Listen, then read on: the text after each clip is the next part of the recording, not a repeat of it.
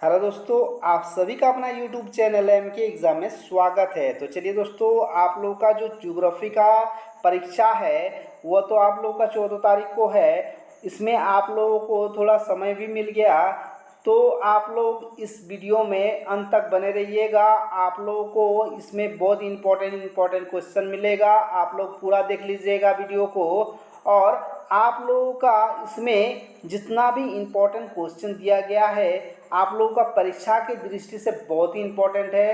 तो अगर आप लोग चैनल को सब्सक्राइब नहीं किए हैं तो चैनल को सब्सक्राइब कर लीजिएगा, ताकि आगे आने वाले प्रत्येक वीडियो भी आपके पास पहुंच जाए। तो देखते हैं यहाँ पर पहला क्वेश्चन क्या दिया गया है। यहाँ पर जो पहला क्वेश्चन दिया गया है वो इस प्रकार है, देख सकते हैं कि यहाँ पर कह रहा है आपको कि नदी द्रोणी और जल संभर में अंतर कीजिए। ठीक है, तो इसका जो आंसर दीजिएगा, नदी द्रोणी तथा जल संभर में अंतर। देखिए, एक तरफ आप नदी द्रोणी के बारे में बताइए, दूसरे तरफ आप जल संभर के बारे में बताइए। ये आप लोगों के लिए अच्छा रहेगा, या आप साथ में भी लिख सकते हैं। तो जैसे भी आपको अच्छा लगेगा उस प्रकार लिखिएगा। यहाँ पर आप इस प्रकार हमने बताया है, आप लिख पा सकते हैं यहाँ पर कि नदी द्रोणी जो है एक विशाल नदी के जल संभर को नदी द्रोणी कहा जाता है। इस प्रकार आप आंसर दीजिएगा कि एक विशाल नदी के जल संभर को नदी द्रोणी कहा जाता है। नदी द्रोणी का आकार बड़ा होता है। इस प्रकार आप नदी द्रोणी का आंसर बताइएगा। जबकि आप उसके ऑपोजिट जल संभर को इस प्रकार बताइएगा कि छोटी नदियों तथा नालों द्वारा अपवाहित क्षेत्र को जल संभर कहा जाता है। ठीक है, क्या कह रहा है कि छोटी नदी या नालों द्वारा अपवाहित क्षेत्र को जल संभर कहा जाता है। जल संभर कोई जल संग्रहण क्षेत्र का आकार छोटा होता है। क्या होता है, कह रहा है कि जल संभर के जो जल संग्रह क्षेत्र है वो क्या होता है, बहुत ही छोटा होता है। ठीक है, तो इसके बाद जो आप दीजिएगा इसका आंसर वो इस प्रकार है, देख सकते हैं 2 नंबर में क्वेश्चन जो दिया गया है। आप 1 नंबर का आंसर इस प्रकार दे सकते हैं।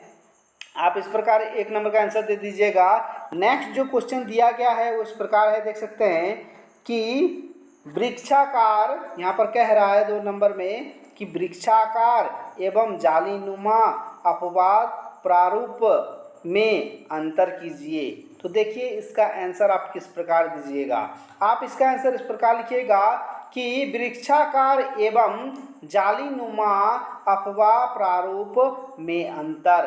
क्या अंतर कीजिएगा, एक तरफ आप वृक्षाकार अफवाह लिखिएगा, दूसरा तरफ लिखिएगा आपका जालीनुमा अफवाह। ठीक है, तो आप इसमें आंसर इस प्रकार देख सकते हैं, लिखिएगा कि वृक्षाकार जो अफवाह है उसके नीचे लिखिएगा आंसर आप कि यह प्रतिरूप किसी वृक्ष के तने एवं उसकी शाखा के सदृश होती है।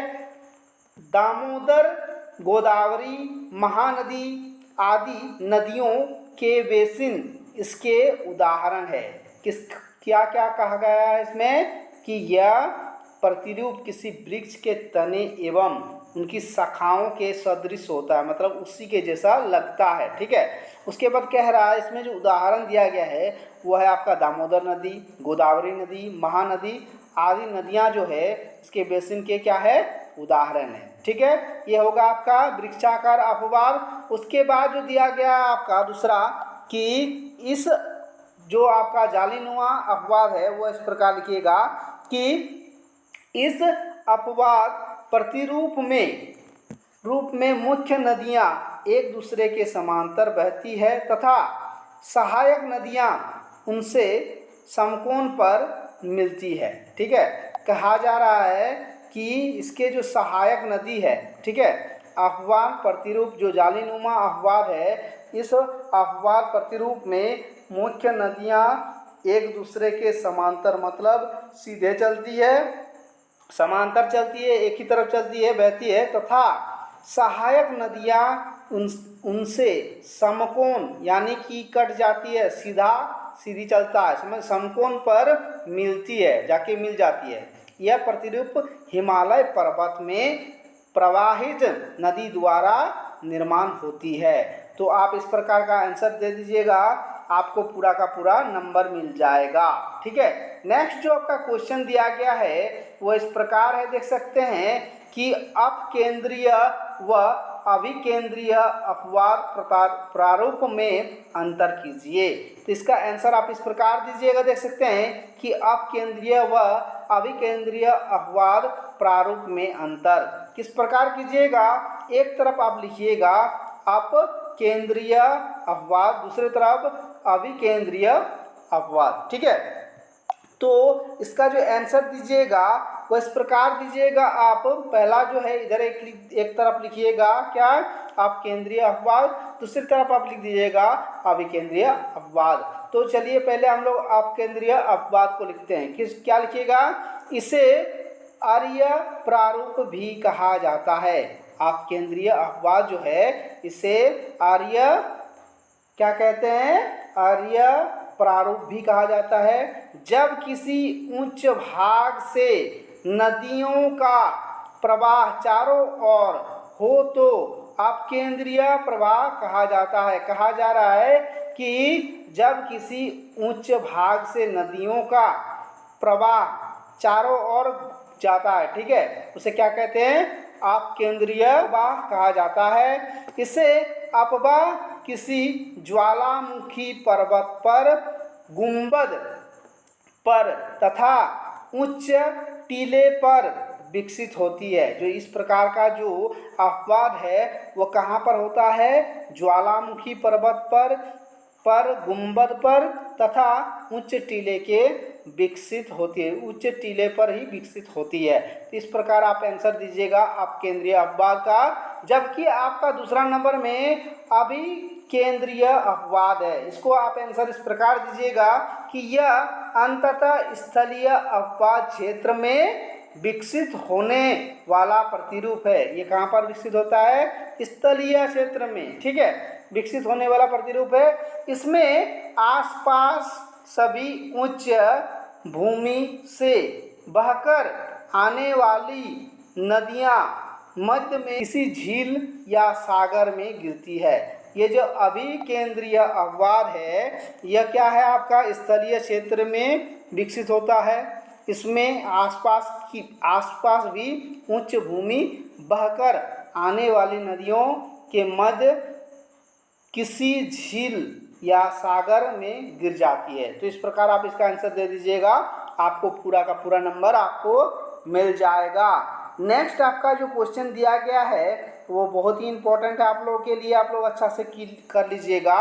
यह है आपका क्वेश्चन कि डेल्टा ज्वार नद मुख में क्या अंतर है। देखिए क्वेश्चन जो कहा गया है वो बहुत इंपॉर्टेंट है, देख लीजिएगा कि डेल्टा तथा ज्वार नद मुख में क्या अंतर है, या अंतर कीजिए। ठीक है, तो इसका आंसर इस प्रकार दीजिएगा कि डेल्टा तथा ज्वार नद मुख में अंतर, एक तरफ आप डेल्टा लिखिएगा, दूसरा नंबर ज्वार नद मुख लिखिएगा। तो डेल्टा में आप लिखिएगा पहला नंबर देके कि डेल्टा एक त्रिभुजाकार भू स्वरूप होता है। कह रहा है कि समुद्र में गिरते समय जब नदी की धारा पंजे के समान कई उपशाखाओं में विभाजित हो जाती है तो उसे डेल्टा कहते हैं। देखिए डेल्टा किसे कहते हैं, तो इसमें जो कहा गया है इस प्रकार लिखिएगा कि डेल्टा एक त्रिभुजाकार क्या है, स्वरूप है, त्रिभुजाकार स्वरूप होती है। समुद्र में गिरते समय जब नदी की धारा पंजे के समान कई उपशाखाओं में क्या होता है, उसका जो शाखा, उसके इधर उधर जो शाखा निकलता है उसको उपशाखा कहते हैं, उपशाखा में विभाजित हो जाता है, मतलब भाग हो जाता है, उसे क्या कहते हैं, डेल्टा कहते हैं।